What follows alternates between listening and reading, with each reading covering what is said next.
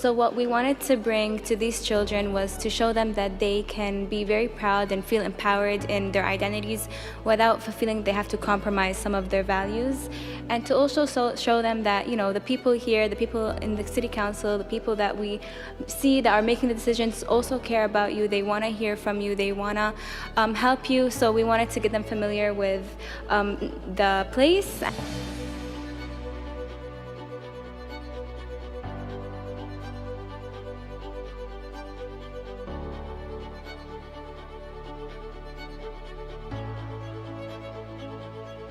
This has to be one of the most outrageous things that he has said. Pro-Palestinian activists in Cleveland have been rallying for peace in the region for over a year.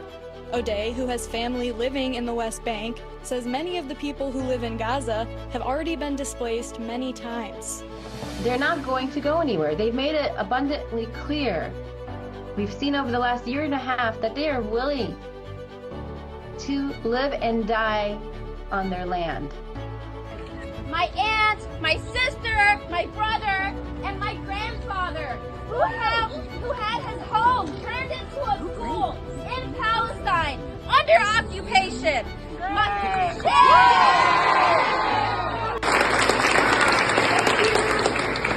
Thank you guys so much for showing up, especially those of you on spring break. I can't imagine the sacrifice that you had to do to come over here on your spring break and to State House. Not a fun place to be, not a fun place to be.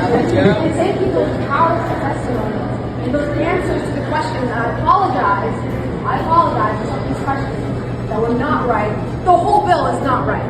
It's not right. This bill may not sound like a big deal at first, but it actually is a major threat to our freedom of speech, academic freedom, and student activists on college campuses.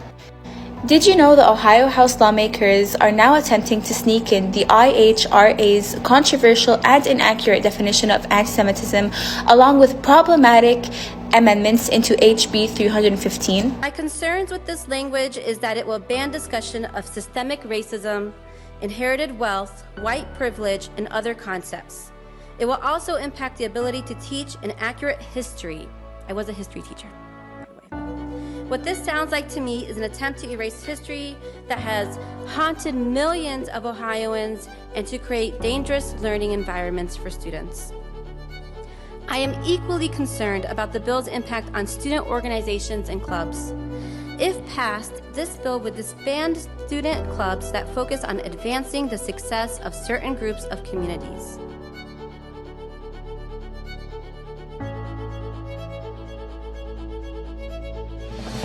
The way students are being talked to by their peers, and the way that teachers handle the situation in the classroom. I'm sure the conversation is going to come up. It's very important that educators know how to handle that situation. Assalamu alaikum. Here is everything that you need to know if ICE, Immigrations and Customs Enforcement, comes to your door. The first thing to know is that ICE cannot enter your home without a judicial search warrant. Anything other than that does not give them the authorization to enter your home, and you do not have to consent to letting them in. It's important to note the difference between an ICE warrant, which is pictured below. This type of warrant does not let them into your house. They may present this to you. It has not been signed by a judge or a court.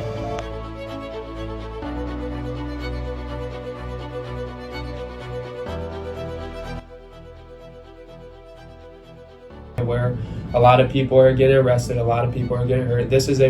Our encampment was a really peaceful protest overall.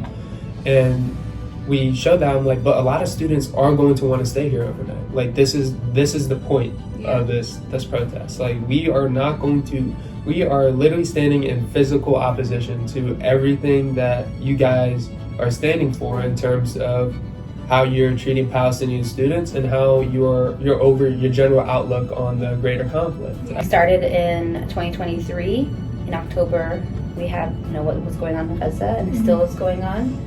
And that really uncovered a lot of problems even from our local government, our schools, our workplaces, freedom of speech, discrimination just for existing, for wearing hijab or wearing a kufiya.